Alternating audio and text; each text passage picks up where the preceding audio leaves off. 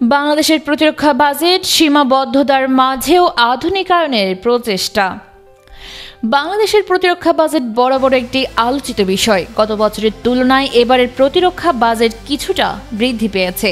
ধারণা করা হয়েছিল 2025-26 অর্থবছরে সামরিক বাজেট উল্লেখযোগ্য হারে বাড়বে, তবে অন্তর্বর্তীকালীন সরকার সামান্য পরিমাণ বাড়িয়েছে। কিন্তু গণমাধ্যমে ভুলভাবে প্রচার করা হয়েছে যে বাংলাদেশ নাকি প্রতিরক্ষা বাজেট কমিয়ে দিয়েছে। বাস্তবে বাজেট কিছুটা হলেও বেড়েছে, কয়েক হাজার কোটি টাকা। আজকের প্রতিবেদনে আলোচনা করব সীমিত প্রতিরক্ষা বাজেটের মধ্যেও কিভাবে আধুনিক সমরাস্ত্র সংগ্রহ সম্ভব হচ্ছে। 2024-25 অর্থবছরে বাংলাদেশের প্রতিরক্ষা বাজেট ছিল 39,239 কোটি টাকা। যদিও প্রাথমিকভাবে 424 কোটি টাকা অতিরিক্ত প্রস্তাব করা হয়েছিল, পরে তা কিছুটা কমানো হয়। ফলে শেষ পর্যন্ত বাজেট পূর্বের তুলনায় প্রায় 1,500 কোটি টাকা বেশি বরাদ্দ পায়। অর্থ উপদেষ্টা সালেউদ্দিন আহমেদ জানিয়েছেন, এটি প্রাথমিক প্রস্তাব মাত্র। বাজেট পাশের আগে জনমতের ভিত্তিতে আরও বাড়ানো হতে পারে। বর্তমানে ডলারের মান স্থিতিশীল থাকায় প্রতিরক্ষা বাজেট প্রায় 3.5 বিলিয়ন ডলারে দাঁড়িয়েছে, যা গত বছরের তুলনায় প্রায় 100 মিলিয়ন ডলার বেশি। এবারের বাজেটে উল্লেখযোগ্য পরিবর্তন এসেছে সমরাস্ত্র আমদানিতে শুল্ক মওকুফের ক্ষেত্রে। পূর্বে artillery, rocket launcher, anti tank guided missile কিনতে 5% শুল্ক দিতে হতো। এখন থেকে এসব আমদানিতে কোনো শুল্ক দিতে হবে না। বাংলাদেশের প্রতিরক্ষা বাজেটের প্রায় 70% ব্যয় হয় সেনাবাহিনীর বেতন ভাতা ও প্রশাসনিক খরচে।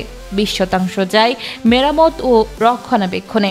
কেবল 10% থাকে আধুনিকায়নের জন্য। এই হিসেবে বাংলাদেশ এবছর প্রায় 350 মিলিয়ন ডলার মূল্যের সমরাস্ত্র সংগ্রহ করতে পারবে।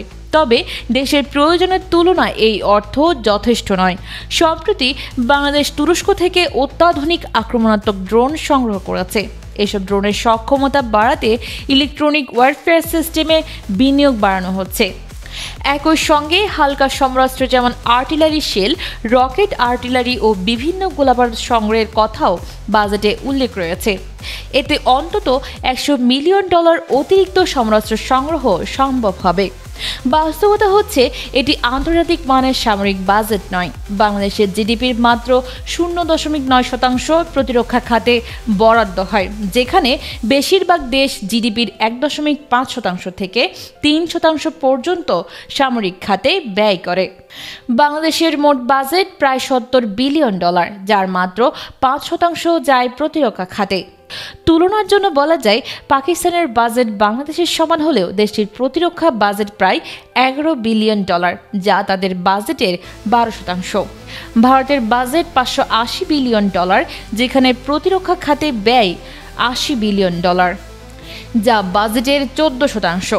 মিয়ানমারের প্রতিরক্ষা বাজেটও বাংলাদেশের তুলনায় বেশি, প্রায় 5.5 বিলিয়ন ডলার। সুতরাং বাংলাদেশের প্রতিরক্ষা বাজেট 3.5 বিলিয়ন ডলার ঘোষণাকে দুর্বল বলাই যায়। বাংলাদেশ চাইলে কোনো ঝুঁকি ছাড়াই 60 থেকে 70 হাজার কোটি টাকায় উন্নীত করতে পারত, যার অর্থমূল্য দাঁড়াতো প্রায় 6 বিলিয়ন ডলার। এতে প্রায় 3 বিলিয়ন ডলারের সমরাস্ত্র ক্রয় করা যেত। বর্তমান বাজেট নিঃসন্দেহে প্রতিরক্ষা খাতের জন্য অত্যন্ত অপ্রতুল। বিগত 17 বছরে ভারতের প্রভাবের ফলে সামরিক বাজেট কমিয়ে রাখার প্রবণতা ছিল। দুর্ভাগ্যজনকভাবে বর্তমান সরকারও সেই নীতির অনুসরণ করেছে। তবে বাজেট সীমিত হলেও বিকল্প উপায় রয়েছে। বাংলাদেশ চাইলে G2G সমরাস্ত্র ক্রয় চুক্তির মাধ্যমে ঋণভিত্তিক সমরাস্ত্র সংগ্রহ করতে পারবে। বিশ্বে অধিকাংশ দেশই এই পদ্ধতিতে সমরাস্ত্র কেনাকাটা করে থাকে।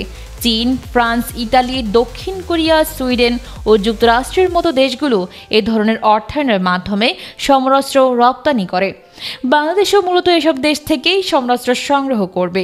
দেশের নিরাপত্তা রক্ষায় ও সর্বনিম্ন প্রতিরক্ষা সক্ষমতা বজায় রাখতে অন্তত 10 বিলিয়ন ডলারের সমরাস্ত্র প্রয়োজন। 2030 সালের মধ্যে এই লক্ষ্য পূরণ করতে হলে শুধুমাত্র G2G চুক্তি যথেষ্ট হবে না, বরং বাজেট বাড়ানোর মাধ্যমেও আধুনিকায়ন এগিয়ে নিতে হবে। যুদ্ধবিমান, আকাশ প্রতিরক্ষা ব্যবস্থা, আধুনিক সাবমেরিন, উন্নত যুদ্ধজাহাজ এসব কিনতে 10 থেকে 12 বিলিয়ন ডলার প্রয়োজন হবে। বাংলাদেশের 470 বিলিয়ন ডলারের অর্থনীতির জন্য এটি কোনোভাবেই বড় অঙ্কের ব্যয় নয়।